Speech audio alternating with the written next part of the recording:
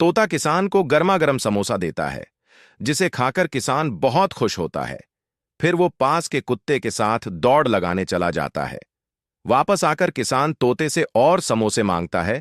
तोता डर के मारे एक पूरा ट्रक भर समोसे ले आता है। किसान ढेर सारे समोसे खा लेता है, लेकिन उसका पेट जलने लगता है। तब तोता एक बड़ा सा तरबूज लाता है। किसान तरबूज खाकर ठीक हो जाता है, मगर बेचारा तोता कोने में जाकर रोने लगता है, क्योंकि किसी ने लाइक और सब्सक्राइब नहीं किया।